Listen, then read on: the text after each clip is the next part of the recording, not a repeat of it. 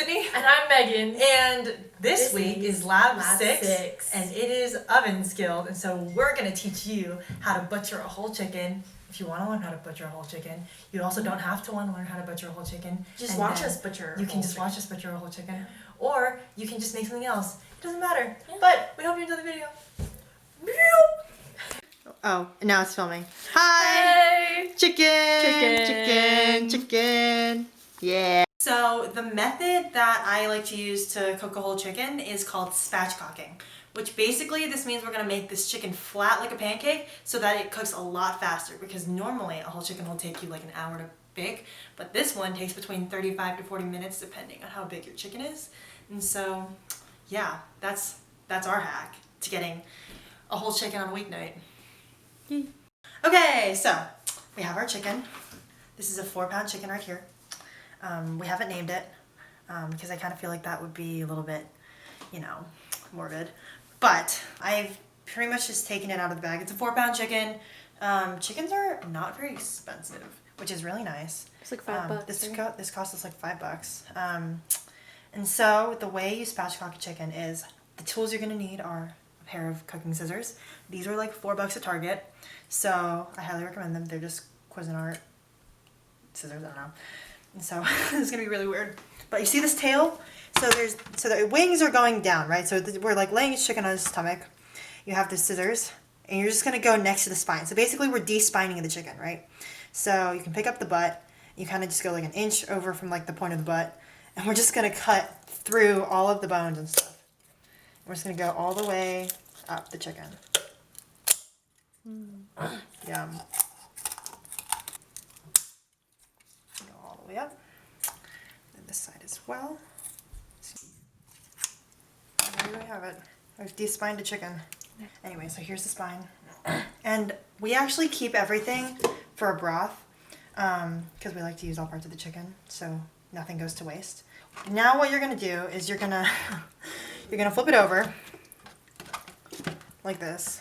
And you're just going to push down on it right here, and you're going to hear a good pop. Yep. I don't know if you heard that. I probably didn't, but I felt it. Kind of went out. So now it's kind of like splayed open. And now there's a bone in here, and I don't actually know what it's called, but it looks like an anvil. And we're basically just going to try to get that out. So we're going to take our paring knife, and I usually cut pretty much straight across right here, because it's kind of where the bone is. You can just kind of hear it snap through. And it's usually like in here, so you can kind of like peel the stuff away. And it's kind of around here, so you just kind of like poke at it a little bit. And then usually, just go in with my hands and try to pull it out. Just pull this whole ass bone right out. There we have it. That's the anvil bone. Alright, now I'm just going to take a couple paper towels and pat her dry, because, we've kind of put her through a lot. I'm going to kindly ask Megan to salt the chicken for me, because I have chickeny hands. And so what this salt is going to do is, we want to salt the chicken, and then we want to let it hang out for an hour. Yeah, keep going. Over here maybe. And we want to let it sit for an hour. And I don't know if you guys know chemistry, but the salt is going to draw a lot of the water out of the chicken so that it'll have a nice and dry skin. So that way, when we go to give it a good crispy skin later, it will do that for us. Alexa, set a timer for 45 minutes. 45 minutes, starting now. Every time we cook, anytime we have any food waste, so like onion skins, carrot peels, broccoli stalks, anything, we always save it in containers and leave it in the freezer. And that way, whenever we're ready to make a broth, we can just take all of our food discards that otherwise have been tossed, tops of tomatoes and other things, chicken bones if I'm deboning chickens, otherwise for chicken thighs and stuff, ginger skins, anything. We just put everything into one big pot. No food waste in this house. No food waste in this house. The onion skins are going to help give it a good golden color in the broth, which is really nice. And so I just fill this up with cold water, all my frozen things, and my chicken spine. And I'll just fill it up with water pretty high, and I just literally let it sit on the stove for like a few hours at like just at a bare simmer. Like, you know, I'll take it up to a boil and then I'll turn it down to a simmer and just kind of let it hang out. And then I'll show you what our broth ends up looking like. Pretty much just put this on the stove. While we're trying to take the water up to a boil, I'll turn it to high heat and cover it just to get it up to boil as fast as possible. And that's it. That's how you make stock, and it's a good base for pretty much anything. And we'll use this next week in our mushroom prosciutto pasta recipe. And this is what our broth looks like currently. This is what we have. It's a nice clear one. It's a nice brown vibe, and we just kind of have this big mason jar full of broth at all times. We're just gonna go full vlog style today. We've soaped and washed this surface so that it's nice and clean. This is our menu for this week. Yeah. We've got some new candles and a new window decoration. Isn't that so exciting? We're almost boiling. You can kind of tell when the bubbles on the top of the pot get bigger. That's kind of when you're getting close to boiling temperature.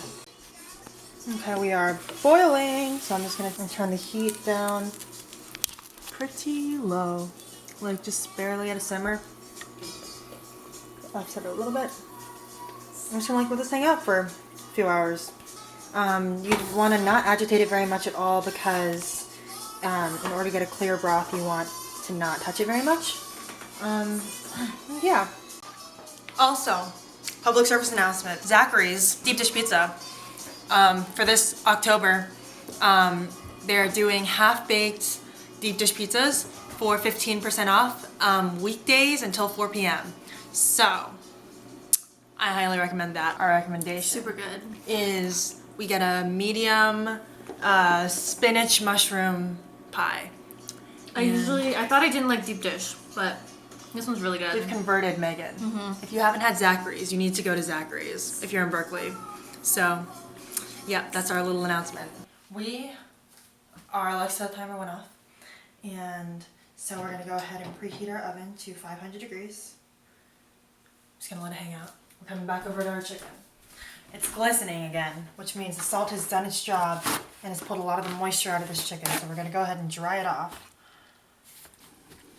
Draw all the moisture out of this chicken.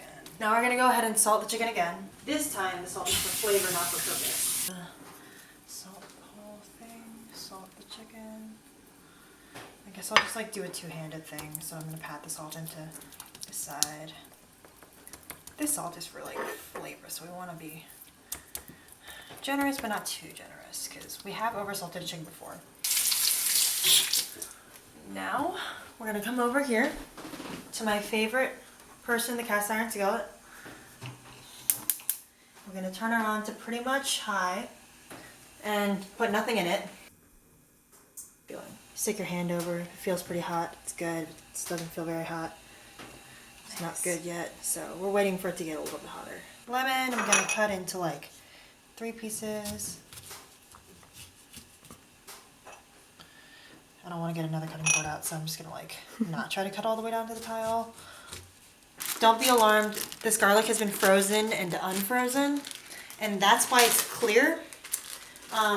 And it'll turn opaque again once we put it over heat. The pan is hot now. And I'm just gonna put the chicken in. Ready? I'm gonna put skin side down. That's the sound we want. Make sure it's making contact. We have a good sizzle going on. We can like try to pull the wings down. Alexa, set a timer for 4 minutes.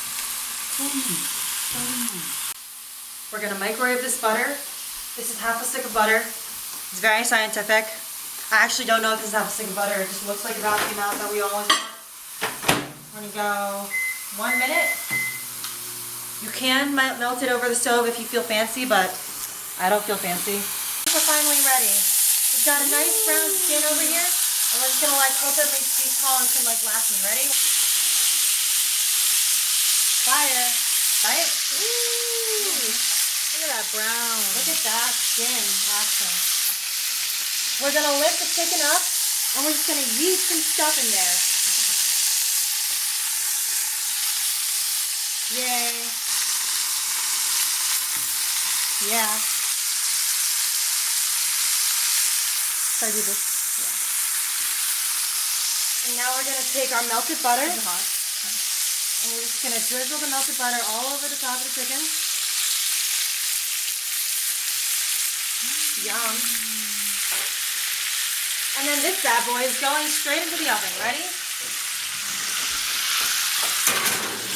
Alexa, set a timer for 35 minutes. 35 minutes. Starting now. And we're just gonna let it go until the chicken is 158-ish degrees at its deepest part of the breast.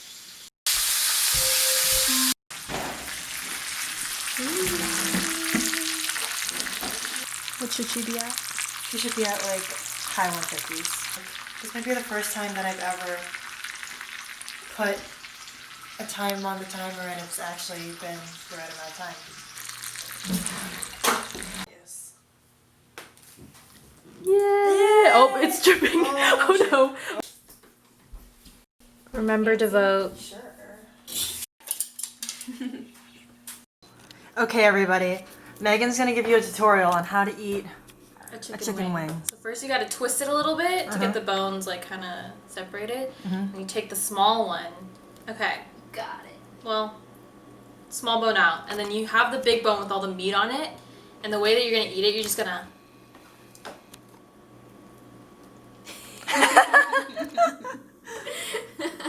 Cling.